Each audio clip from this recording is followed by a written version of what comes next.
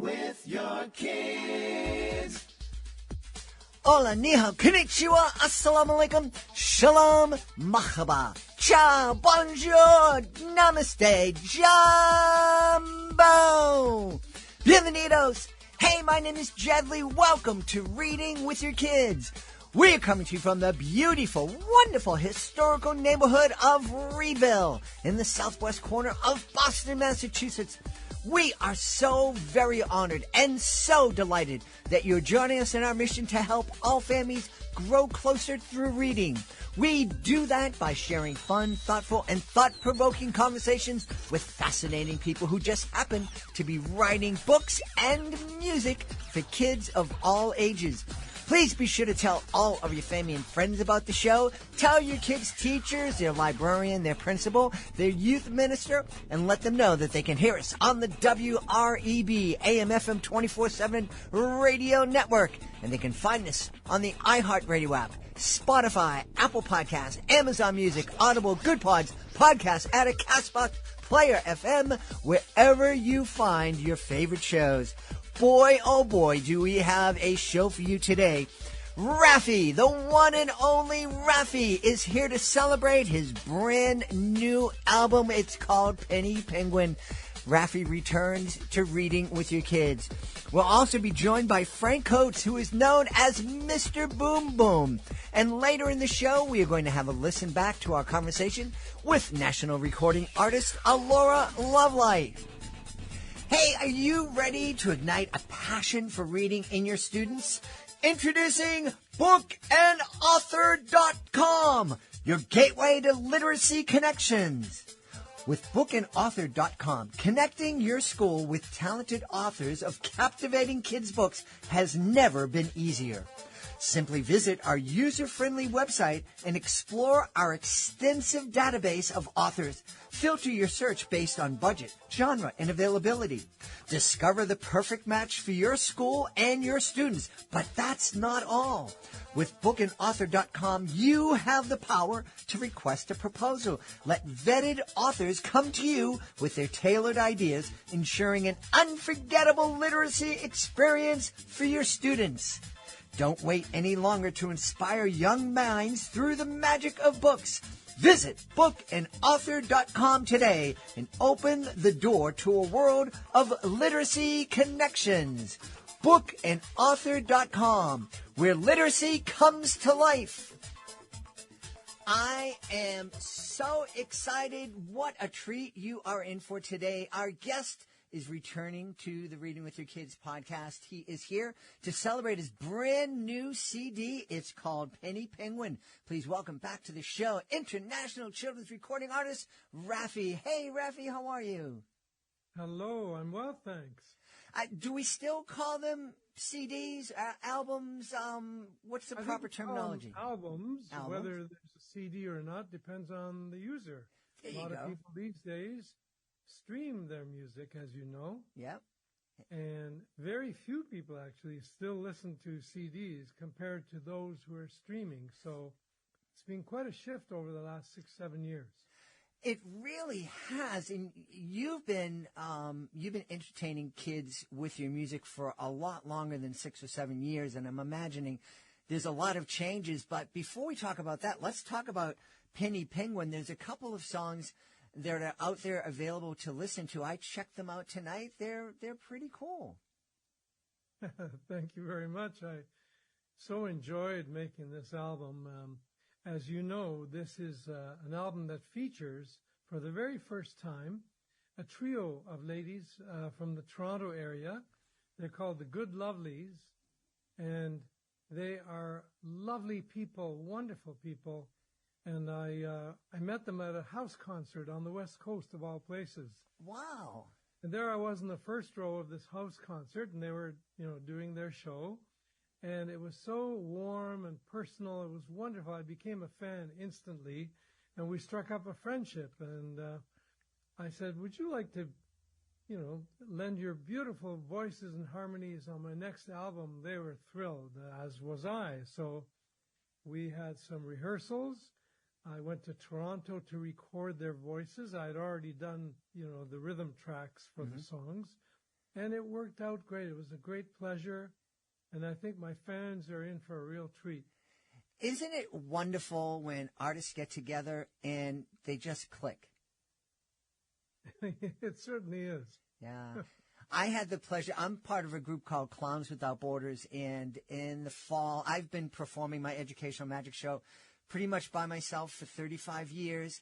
I had a chance to join this group and tour El Salvador, and came together with two other artists, and we just clicked immediately and put together the show and became fast friends. Well, what I really enjoyed about the Good Lovelies, Caroline, Carrie, and Sue, is that their work ethic is amazing. Mm. They really, do their homework. And in the studio, they're very creative, very responsive to the moment, what the harmonies might need, what needs tweaking. And one of them will say, can I do my part, again, this portion right here? And I'll say, yes, of course. And so there grew a real trust between us as to what was needed in the moment, and they trusted me as producer of the album to know what was best in the, in the big picture. Mm-hmm. And it worked out really, really well. At first, I thought they were only going to be singing on 3 or 4 songs. And then as things got going and I got more and more excited, they ended up being on 10 out of the 14 tracks. Wow. What a treat for them. They must be over the moon, as we say. They're pretty happy. Yeah, I can imagine. What's that like for you to step into that producer role to, work with these other artists?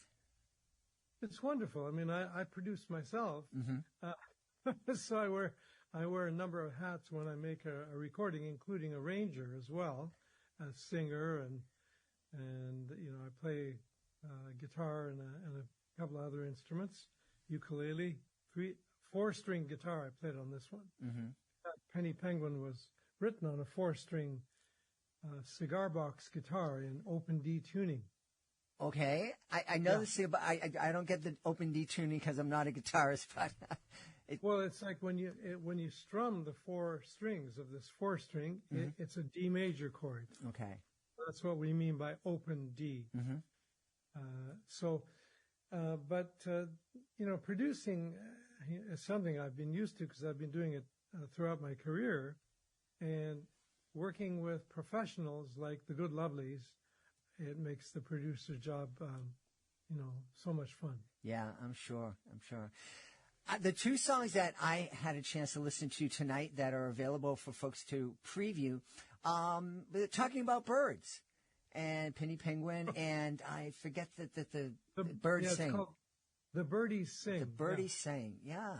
What is it about birds that so inspires you? That's a good question. I think they're just amazing. I mean, birds with their bird song are endlessly fascinating. And it was so fun to highlight a few birds, to name them, and then have their bird songs appear, in the recording. Mm-hmm. But Penny Penguin, we have to remember that penguins are also birds. They're Mm-hmm. very, very unique birds. They don't fly, but boy, do they hop around, and they even toboggan on the snow and ice. That's a word that is used when describing how they move. So Mm-hmm. you can imagine how much fun I had writing Penny Penguin. I'm sure. When we talk to author illustrators here in the podcast, I love asking them what came first, the image or the story. What about for you? What comes first? Is it the melody, or is it the words? Yeah. Is it just a little? It's Jed, it's never the same. Every song is different. In this song, there was a feeling that came first. The feeling for a penguin, an emperor penguin in Antarctica. What an extraordinary creature, and how all these penguins down there, because of the harsh conditions, they have to huddle together. So the more they get together, the happier they are, you might say. And I had to do a little bit of research Mm-hmm. to how they live, and so on. And they sure love their chicks. That's for sure. And it's quite a story of how evolution has brought forth these magnificent creatures who have unique ways of surviving and thriving with each other. Yeah. It's interesting. I was speaking to an author this morning who was talking about how she was so fascinated with the fact that birds evolved from dinosaurs. And that idea just blows my mind, to think this beautiful bird with the beautiful song might have been a Tyrannosaurus at some point. Right. What is it that you mentioned that some songs start with an emotion? One of the authors that we've had here in the show, Rajani Laraka, she says the same thing when she's writing a novel. It starts with an emotion. Do you have little tricks that you use to express emotion? I think songs arise, out of need too. Different needs produce different songs. I'll give you an example. Okay. I wanted to write a song about the first game that babies ever play, which is peekaboo. All babies seem to know and love peekaboo, right? And there's a young girl who's 2.5 years old in my life, the niece of a friend of mine, and whenever she and I are, in a video call, and I go peekaboo with my hands like this over my eyes, and I take my hands away, she just laughs and laughs. I said to myself, why don't I write a peekaboo song? So, for the very first time on the Penny Penguin album, Raffi's Peekaboo song was called, in which I go peekaboo boo boo boo boo. So some songs arise out of need. I'd never written a peekaboo song in all the 47 years I've been doing this work, and it's about time I did. I agree. I'm imagining how much fun it would be for parents to put that song on and play peekaboo with their baby and with Raffi. Yeah, hopefully, right? There's another song that came out of an experience, actually, that I've had here in my home. I've loved hummingbirds for a long, long time. They're probably my favorite bird because many things. They're beautiful colors, the fact that they're the only bird that can fly backwards, and they're just so gorgeous, and they're tiny and delicate, yet they can fly thousands of miles. They're amazing. So anyway, during the course of 1 week, I had 2 hummingbirds inside my living room. Wow. Not at the same time, but 2 different incidents. One actually ended up on my kitchen window, and I had to, cup it in my hands and take it outside and let it go. And then another one ended up, of all places, on my couch in the living room. And I'm thinking, this is extraordinary. Yeah. And then I said to myself, this means I got to write my hummingbird song. So I came up with a song, Jed, called Hummingbird. And when you hear the Good Lovelies humming and singing along on this, it's a real treat. Wow. I bet. I remember the first time I saw a hummingbird. I was in a hammock, and it came flying right over my head, and I was so thrilled. There's nothing like it. Yeah, really. What other songs can we find on this album? There's a beautiful song. It's a gospel song called Peace Like a River, which I recorded. I am familiar with that song. Right. There's a song I wrote for the forest that surrounds my home. It's called My Forest Friend. I'm quite fond of that. I also recorded an old classic, Wild Mountain Time. It's a waltz. Oh. And we'll all go together to pull Wild Mountain Time all around the blooming heather. It's a beautiful song. And, on my albums, I've always felt the freedom to include some traditional songs that aren't necessarily kids' songs, but that kids and parents together would so enjoy. So I was really glad to include Wild Mountain Time on this album. And I think that the fans out there who buy this album are going to be intrigued by a song title that has 3 words in it. And the song title is By the Bay. You wonder, By the Bay. Doesn't that sound like Down by the Bay? Uh-huh. Yes. This is the way the Good Lovelies play Down by the Bay. They play it slowly in their own style. Ooh. We didn't do a long version of it, but just for fun, I did this with them live off the floor in the studio, and it turned out great. There's a lot of variety on Penny Penguin, the album. Yeah, yeah. And people, you can't see it, but Raffi's face is just lit up with like the sun with his smile. It's obvious that this album and creating this album has brought him so much joy. You're very kind. Thank you. Yeah. I'm wondering, you mentioned that you've been doing this for 47 years? Yes. How has the music industry, especially in children's music, how has that changed beyond just the fact that we stream our music these days? Well, it's hard to know how to answer that question. One thing that comes to mind, of course, is that the popularity of my music, as well as other children's entertainers back in the mid-'70s, basically, brought forth a whole children's music genre over the decades. Mm-hmm. And many, many artists, were inspired to make music for children, and that's a good thing. Mm-hmm. Because those of us who understand that music for kids is a wonderful resource for them to learn about the world of feelings and emotions, within and also the world around them.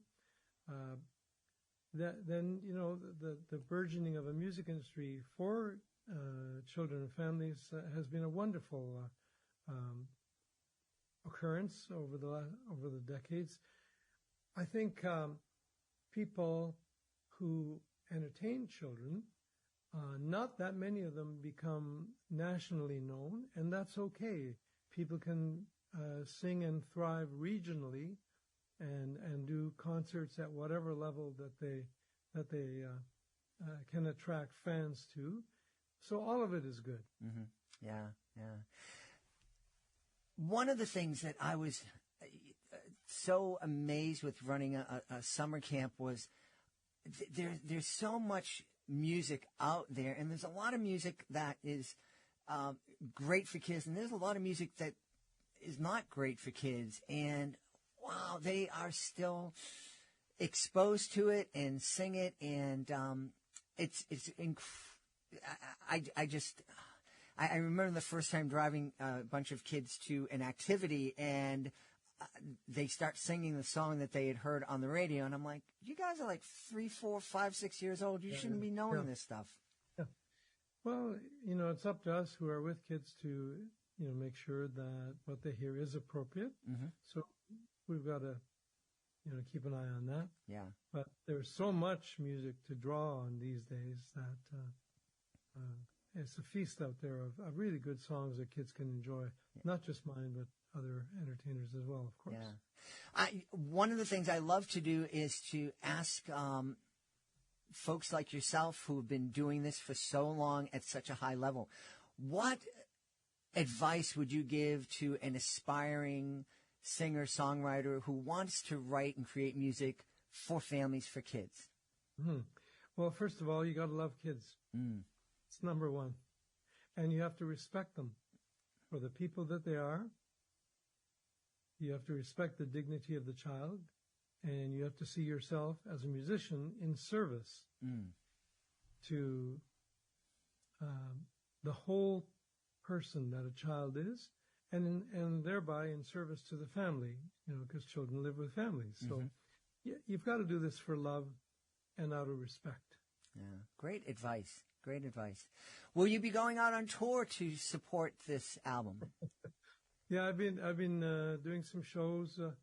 I don't tour like I used to when I was in my 30s. Mm-hmm. I get to go out for weeks at a time. Now I just do a weekend here, a weekend there, and it seems to work out very well, and I'm not gone from home for too long, because I would miss my doggie very much if I was away too long. So. I appreciate that. Before we go, can we expect new music from Raffi even beyond Penny Penguin? Are you working on another project? It's a good question. I have the stirrings of another album that I want to start working on, and I don't know which way the songs are going to go, but I'm thinking it would be great to follow this album with another one with the Good Lovelies singing with me. Well, that was my next question. You must be have psychic somehow. I want to ask them formally to join the project, and when they say yes, and I expect that they might, then that might even help me shape what songs are going to come forward when I think of their voices singing with me. Wow. Well, that's really wonderful. I'm very excited. I'm very excited for families to be able to stream this, bring this music into their home, to meet your collaborators. Where can we go to find out more? Not only to find out where we can stream Penny Penguin, but also find out more about you and all of your work. Well, I'm on social media. I'm on Twitter and Facebook and Instagram. So, I do post about my music there. You can also go to raffinews.com. You can, there's a YouTube channel with Raffi videos. And in fact, the first two songs from Penny Penguin are in video form. Penny Penguin, the title song, has beautiful drawings of penguins by children, by the way. Oh, neat. And the Birdie Sing song has, as you might expect, lovely bird song as well as imagery in it. Yeah. Well, we want to encourage everybody to check it out. There's those two songs are available on YouTube. I know they're available to listen to and preview on Amazon, and I expect all the other streaming services as well. That's right. Yeah. Yes, they are. Well, we've had a great time speaking to our friend Raffi about his brand new album, Penny Penguin. Raffi, thanks so much for being with us. I appreciate it. Thanks, Jed. Before we invite our guest into the studio, I would love to invite you to visit a very special website. It's clownswithoutborders.org. Clownswithoutborders.org. This is a group that I absolutely adore. I am part of Clowns Without Borders, and I had the honor of being part of the 2023 tour of El Salvador.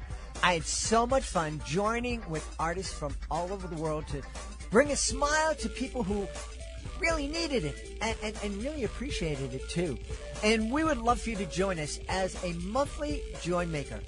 The Joy Makers, they're a family of people just like you who love to laugh and make other people feel good. So please take a moment and visit clownswithoutborders.org and consider joining me as a Joy Maker. Join us right now from the beautiful city of brotherly love, Philadelphia. Our guest is here today to celebrate his debut children's book. It's called There's Something in My Closet. Please welcome to the show, Frank Coates. Hey, Frank, how are you? Hey, how's it going? It is going great. I should also mention that Frank is also known as Mr. Boom Boom. So we're excited to have you here. Tell us all about There's Something in My Closet, please. Well, first of all, thank you for having me. My book, There's Something in My Closet, is all about bedtime anxiety. It was something I dealt with as a child, and now as a parent, both of my children dealt with. So it's a story about a little boy who's afraid to go to bed, and he procrastinates and makes up stories. And it's all about building confidence through positive affirmations. Why do you think so many kids have to deal with this bedtime anxiety? I mean, think about it. Like, when you're a kid, the world is so huge, and you think like if you hear a creak under your bed or anything like that, it's easy to be like, what is that? In addition, the kids just want to stay up all night. At least my kids do. Yeah. So, yeah. I think that's a part of it. Yeah. There's that psychological reason, and they also want to stay up. They're having too much fun. Exactly. Yeah, exactly. My daughter, for example, loved like reading like Dr. Seuss books and like Cat in the Hat and stuff like that. And then all of a sudden she was terrified of Cat in the Hat. And I mean, like at 4 years old, something happened and like, boom, it was Cat in the Hat out of all the things. Wow. So you never know. That's right. You know, it's weird that, you mentioning how strange it was your daughter was afraid of Cat in the Hat, like from out of nowhere. My son, who is like cuckoo for Barney, was terrified of Curious George. And I think especially the man with the big yellow hat. Yeah. And that it was really hard for me because when I was a kid, H.A. Ray's wife came in and did a school assembly at my school. So I'm like, I can't wait to share this book. And then he's like, no. Yeah. No, absolutely not. Yeah. Well, yeah, that's the strange thing. Kids react to different things, to things differently. Mm-hmm. And I think as adults, whether you're a parent or an educator, you have to find what works and adapt to that and help them overcome those fears. Yeah. You seem the book, the cover art that I've seen is so bright and, vibrant. And the people listening to this interview, they don't have the benefit of being able to look into your studio like I am, that is full of color and full of instruments, and it is just full of life all the time. Where does that energy and that vibrancy come from in you? Well, as an educator, a music educator, like my classes are always like really high energy. Like we dance, we move. Like I believe music is something that naturally makes us want to move, right? So even when children are little, when they're barely able to, sit up straight, when you start playing a drum or something rhythmic, like they move to it. So for me, I always like visually like something that is, comparable to my teaching style and the energy that I bring when I'm, playing the drums for kids or playing the piano for kids. I want something that vibrancy visually to match. So that's where it all came from. So in the book, you're mentioning that you address the issue of childhood bedtime anxiety through positive affirmations. Are some of those affirmations something that we can sing with our kids? Yes. What's really interesting is that that's how this started. As an educator and parent, like I had the opportunity to pilot the book in different ways before finalizing it. So, there's the way that I read it to my children or read it to my children that was like nice and calm, and we did it to rhythms. And then in the classroom, which is a different environment, then we sing it. We do rhythmic patterns with the affirmations in it. And, it's like I said, even though it's not necessarily a music book, there's elements and components of it that you certainly can sing or add rhythm to. Yeah. Now, as somebody who's experienced a lot of success as a music educator and doing assemblies at schools and events throughout Philadelphia and probably the country, what was it that inspired you to put down the drumsticks and write this book? Well, it started as, I have this series. The characters in the story are Rocky and Alicia. That's actually, my parents called me Rocky as a little boy, and my sister name is Alicia. And I created all of these different stories based on my sister and I. So again, when I would go out, I would do a musical story and tweak this story here or there.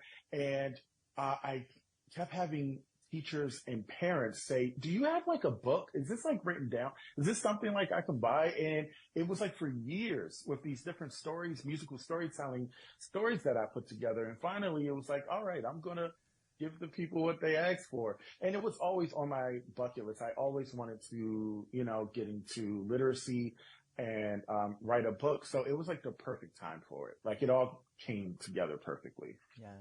You use the phrase musical storyteller, and there are a number of great musical storytellers out there. Can you talk a little bit about just what that means and what your musical stories are like when you're in an audience and experiencing them? So I'm a pianist, like that's my primary instrument, but I play a lot of different instruments and I focus a lot on percussion. So a lot of my musical stories have components of rhythm or movement. For example, like even what I'm sitting on right now is called a cajon drum. It's a box drum that you sit on and, you play it with your hands. So when we're doing different stories, like even if we're doing a version of, the Three Little Pigs, where when he's huffing and puffing to blow the house down, we're doing drum rolls and crescendo, and we're able to not only add those rhythmic components, but we're also teaching them different music terminologies. So we're introducing it as when we say little pigs, let me in, we're going to go slow at first, and we call that tempo. And then you show them the slow tempo, little pigs, let me in. And then you talk about drum roll. And when we get louder, that's called a crescendo.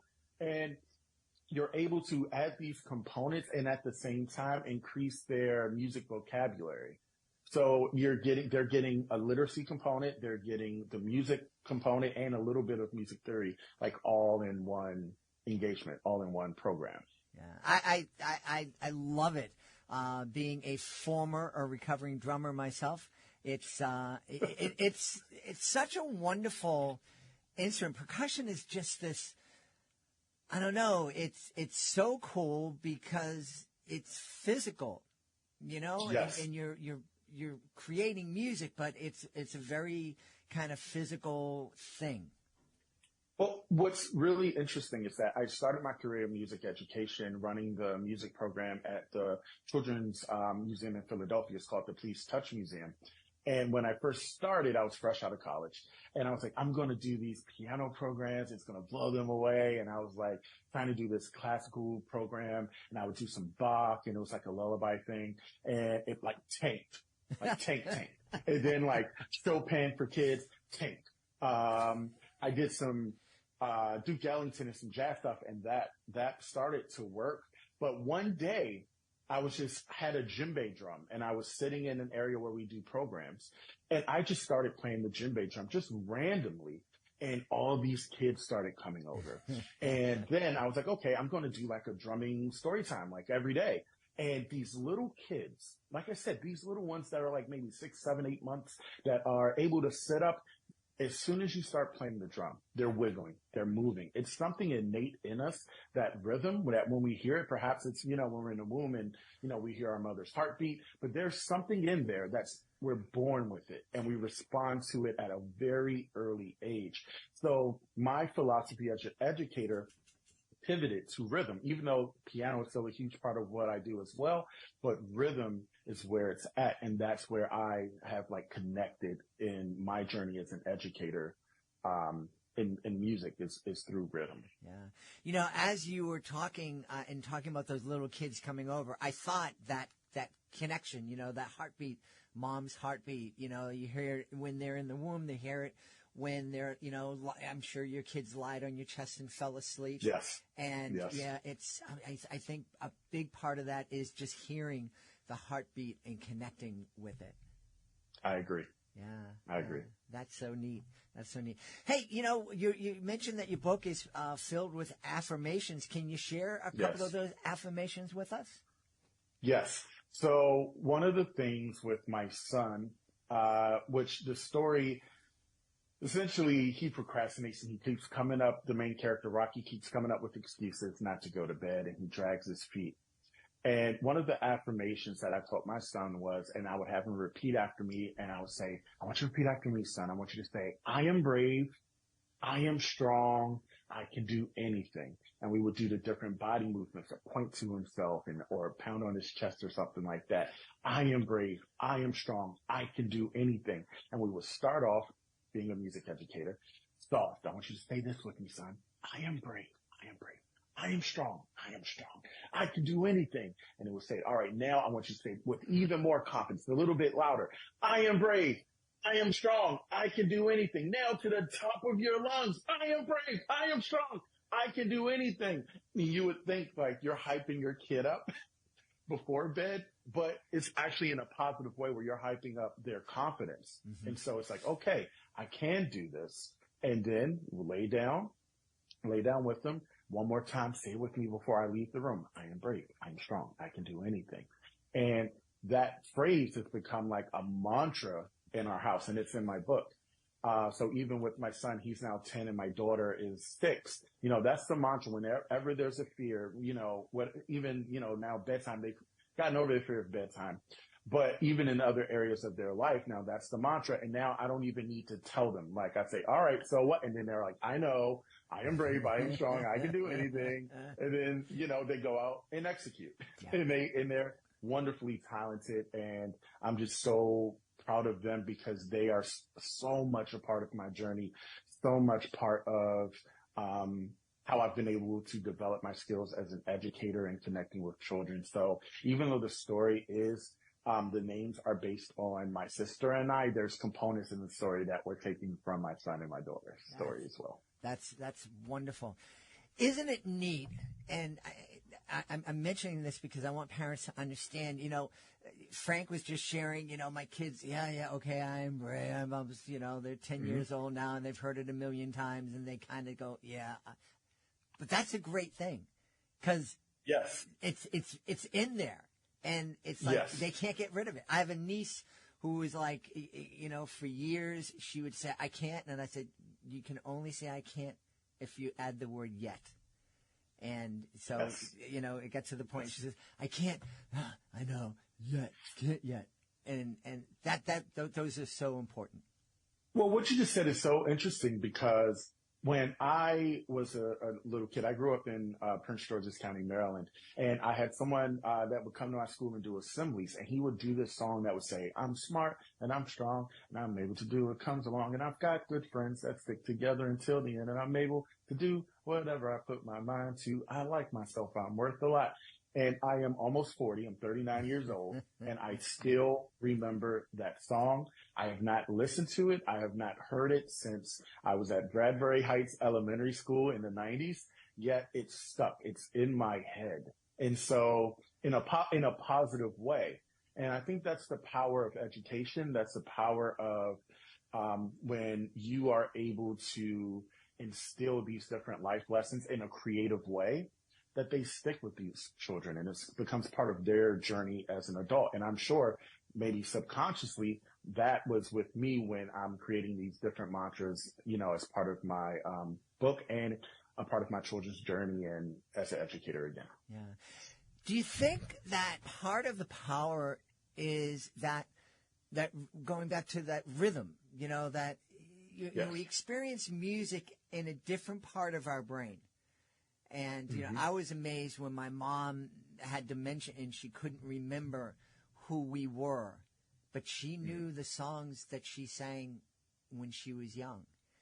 And there's a very popular, Christian recording artist, Jason Gray, who has an incredible speech impediment where it's very difficult for him to complete a sentence without stammering and stuttering. But boy, when he starts to sing, it is clear as a bell. So do you think that when we're giving our kids these affirmations in a rhythmic way, they're hearing it in two different parts of their brain? Yes, I do. And we've, seen studies how, having children listen to different types of music when they're young or babies, classical music, whatever, stimulates their brain development. And we know that those melodies and those things kind of stick in our head. Like they're just anchored in there. And I really do believe that those affirmations or songs or melodies, those things stay long in your brain and you don't even realize it until later on something triggers it. Yeah. And boom, there it is. You're singing a song or something that you learned 30 years ago, 40 years ago. Yes. There's old commercial jingles that I remember from when I was a kid that I would hear on the radio. And I'm almost 100 now, and they still pop back into my head. Yes. Yeah. Yes. That's the power of music. Yeah. Hey, Frank, we have lots of authors and aspiring authors that listen to the show, and so many of them want to do what you do and what I did for many years, which is to go and be in front of kids as part of an assembly.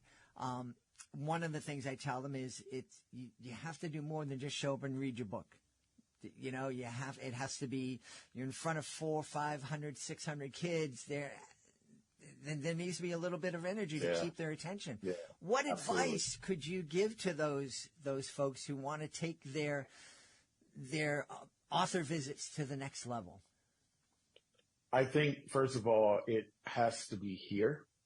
Children will detect, they know right away if you are there because you want to be there and if you love what you do. They'll connect, they'll sense it like that. And it was something that in my first education class in college that someone said, and I was like, okay. And then when I started teaching, I was like, wow, he was absolutely correct. So your ability to connect to children really stimulates with you and like your passion for educating and your passion for writing. So that's the first component.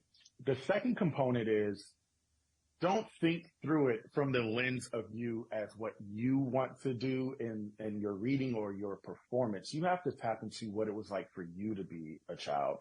And that's kind of my thing. So I'm a little bit silly. I'm high energy. You know, some people like want their music classes or their readings to be everybody sit down and be quiet. And I'm going to read this for 20 minutes. And that's not like, you know, that's not a realistic expectation. So you have to remember what it was like to be a kid. What did you love as a kid? What were your favorite moments or your favorite components of music class or your literacy or reading class? And put that into your program. And I would say the final component is find out who you are as a teacher, like what's going to be your thing. With my educators, I have about 10 teachers that are part of my organization that travels to schools to teach music and sports and fitness classes. And I say, all of you are going to have your own personality. You know, we create these lesson plans, me and my senior instructor, but you're the one that have to execute this and you have to tap into your core competencies, what you do well, and find your style as a presenter and as an educator, because it's not going to be the same as mine or the same as this person. So find out who you are as an education, and that's all, as an educator, and that's only going to happen through engagement and continuing to do readings and continuing to be in front of children. But once you find that, you're set. Yeah. I think that is so important. I hear I've met a lot of people over the years who said, well, I'm going to create this character. And it's like, acting's really hard. Try just being yourself and then crank it up to 100. Absolutely. Yeah. That's it. Yeah. Because again, that was the first part. It's about you and why you want to be there, and they sense it. They feel it. They understand, like, if you want to be there, because that will show in your energy, that will show in your facial expressions, even the ones that you're not conscious of, and transitions between activities. These kids sense everything. They absorb everything like a sponge. So it's about that component, connecting to it and being yourself, your authentic self, and then, like you said, ratcheting it up. Yeah. I think this is great advice. Frank, where can people go to find out more about There's Something in My Closet and find out more about all the different activities and programs that you offer? Sure. They can visit my website. It's MrBoomBoom.com, MrBoom.com. And there you'll see not just my book information. That's really important. I hope everyone supports it. In fact, you can order the book on the website, and you can use promo code Reading Podcast, and the hardcover is only $10. Wow. But in addition to that, I have my performance schedule. I perform all over the country. I just came back from California. I'm going to be in Oklahoma in 2 months. I'm excited about that program. We're doing some drumming out there. So my performance schedule, my national performance schedule is there, and just my journey as an educator and what my company does is all on the website, MrBoomBoom.com. Awesome. We've had a really great time speaking to the author of There's Something in My Closet. It's the debut children's book from Mr. Boom Boom, Frank Coates. Hey, Frank, thanks so much for being with us. Thank you for having me. I appreciate it. This episode of the Reading with Your Kids podcast is brought to you by The Adventures of Toby Baxter, Book 2, River Home for the Holidays. It is a Reading with Your Kids certified great read written by Tim Wright. River Home for the Holidays delivers a captivating blend of humor, danger, and inspiration. For lovers of fantasy with mythical creatures, this book is a must-read, promising a thrilling and heartwarming adventure. Dive into the enchanting world of River Home alongside Toby Baxter, and you won't be disappointed. It is a Reading with Your Kids certified great read, great middle grade novel. You want to add this to your family library. The Adventures of Toby Baxter, Book 2, River Home for the Holidays, written by Tim Rice. And now here's a quick listen back to our conversation with national recording artist Laura Lovelight. You said you heard a lot of stories from the folks in Bridgeport that you worked with in many different venues. What was the story that surprised you the most? What was really interesting to me was that I had anticipated that we would go and we would meet with the kids and we would meet with the adults and we would meet with the guys, and that they would all have this really cool, unique story that they all kind of wanted to tell. And it was actually really interesting that it was opposite, which was even cooler, was that I had this little boy in 3rd grade, and so what I did when I went to the schools, I had 4 pieces of paper for everybody. The churches, the reintegration, everybody had 4 pieces of paper. And one was, I asked them to write, what's something that you were bullied for, something negative somebody said to you, something not nice, and I want you to write it down. And so they would write that down. Then the second piece of paper, I said, what's something that you want to do, that you want to be, that you want to become, that you want to put into the world? And then I had them write that down. And then I had one piece of paper with them saying, you matter. And then one piece of paper was for the older, like adults, of like some advice you would give to the kids or something like that. And really interestingly, and this still like really like gets me choked up, is that I had this little boy in 3rd grade. First of all, I thought, they would write something on their paper. I was amazed at how vulnerable people were about the negative thing. They weren't like, oh, someone didn't like my hair. I thought they would kind of give me a surface answer. I didn't know that they would go really sincere and deep with it, which made the project all that more authentic. But I had a little boy in 3rd grade, and his paper said, someone said my skin color was so dark I should be a slave. And that was a 3rd grader wrote that on his paper. I think he was 8. I had the same reaction that you have, which was speechless and heartbreaking. And even more interesting was that one of these guys, really sweet guy, probably 2 or 3 months out of incarceration, wrote the same thing on his paper. Oh my goodness. That's horrifying. It's so interesting because, like I said, I had thought, they'll all tell a different story. But actually the story that came out of that project was that we're all not that different. Mm-hmm. We all think that our problems are so big and no one understands. And when we talk to each other and we share our stories, it's like, wow, somebody's been through that too. Mm-hmm. Not to demean or degrade or take away from what that person has been through, but there are people who can support you, mm-hmm. who have been there, who have overcome that, who have kind of dealt with that. And so that's why this project was so, when I went to Bridgeport, I did a lot of research about what area can I go to with the most diversity.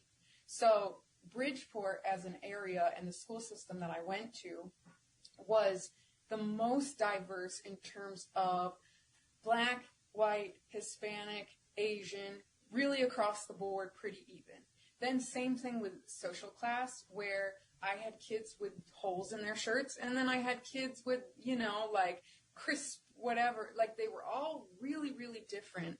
And so that was so interesting to me, that like we're all so different, but really we're all the same, and we all matter. You know? Yeah. That was shocking for me. Yeah. Yeah, and I think it's important to note all the things that you are ticking off of the differences, the ethnicity and the social class, and those are all surface things. Yes. And, yes. you know, when we help ourselves and we help our kids to look deeper than the surface, we can see that we are all part of this beautiful human family. Yes. Yes. And that was the totally exact point of the video. And it was really neat to see people feel like just because I asked them to share their story, they felt like they mattered. Mm-hmm. And that was the whole point of the video. And it was like really a beautiful thing to see people, especially these guys, right, coming out of incarceration, feeling like, what do I have to contribute? And I messed up and whatever, you know, they're feeling. Feeling like, thanks for including us in this project. Mm-hmm. Thanks for not forgetting about us because we maybe made a mistake. Same thing with I met specifically with the church elders, not just church congregation, but I asked for the elders of the church. And same thing. They had the same feeling of, you know, we're older or we've done our, you know, we're in retirement phase now or whatever. Thanks for remembering that we matter too. Yeah. You know? Yeah. I've shared this on the podcast in the past. My wife and I ran a ministry serving the guests of a homeless shelter here in Boston for many years. And at Christmas time, we would bring gifts. On a weekly basis, we'd be serving desserts. And it didn't matter how nice the gift was. It didn't matter how exotic the desserts might have been. The thing that those guests all appreciated most is when we looked up and we made eye contact and we said hi and we saw them. Yeah. How do you think that we can teach our kids that lesson to always be willing to be vulnerable and not put themselves in danger, but to be vulnerable, to see the humanity, to see the thing that connects us with their classmates, with all the people that they meet, not only now when they're kids, but throughout their lives? I think there's two ways. I think something that I often say, especially based on the experience I had with making that video, is that I don't think that it's our job to teach them how to do it. I think it's our job to make sure that they don't undo it. Because all the way up until the sixth graders, they have the most beautiful heart. They do not see color. They do not see the holes in the clothes, especially the kindergartners. They are hysterical. They love each other. They're, you know, hanging out. They're being kind because that's what we are as people at our core. And then as we grow and as we have life experiences, that's what shapes us into feeling like making decisions that maybe are not in alignment with that and being the kind of person that, you know, isn't in alignment with that. So I think it's an unlearning. I think it's a savoring the kids up until that point to make sure that they understand, you know, why it's important that those things don't matter and that we as people do. And then I think when they do get to a certain age, I think that it's really important for people to have awareness and people to have understanding. And I also think that it starts with how much us as this generation have an awareness and understanding of how we act in front of our kids, how we speak in front of our kids, how we dress and walk and present ourselves. And, you know, there's so many, especially women, like there's so many women who have such a negative opinion about their appearance and have no clue how that is affecting whoever is in their life, their child, their daughter, their niece, that the way that they feel about themselves is like we learn everything from watching our surroundings. So it's like we learn to feel bad about ourselves because we've seen it. We've seen somebody either on television, in our life, in our family, in our, our teacher maybe, that feels badly about themselves because of XYZ. And then then the kids take it on. That becomes generational. And that's where we have to break it, is we have to do a better job of learning about ourselves and being honest and being good people. And then, you can't tell a kid to do something. You can show them much better than you can tell them. Yeah. We hope you've enjoyed this episode of Reading with Your Kids and will join us for the next exciting episode of the show. In the meantime, please connect with us on social media, facebook.com/readingwithyourkids, @readingwithyourkids on Instagram and TikTok, and @JedleyMagic on Twitter. We would also love for you to visit our YouTube channel, youtube.com/readingwithyourkids. And of course, you are always welcome to visit our website, readingwithyourkids.com. Check out our blog and download our free online magazine. I want to thank the folks who made today's show so wonderful, starting with our amazing guest, Raffi, Mr. Boom Boom Frank Coates, and Laura Lovelight.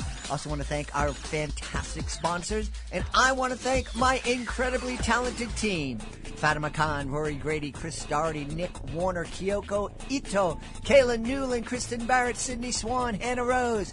I want to thank my beautiful wife for all of her support, and most of all, we all want to thank you. Thank you for taking the time to listen, and also thank you for taking the time to make the world a better place by reading with your kids. I'll be looking for you in the next episode of Reading with Your Kids.